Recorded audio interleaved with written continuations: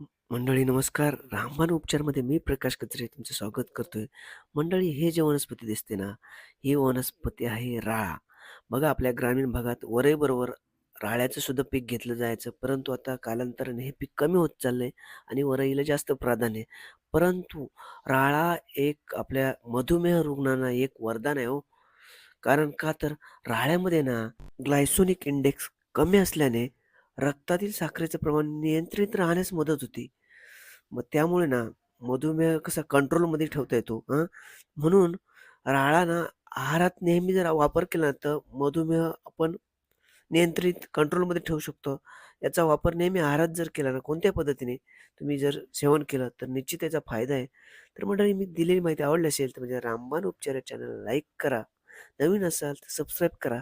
तुमच्या नातेवाईक मित्रमंडळी यांनाही शेअर करा, जेणेकरून त्यांना याचा उपयोग होईल आणि फायदा होईल. तर धन्यवाद.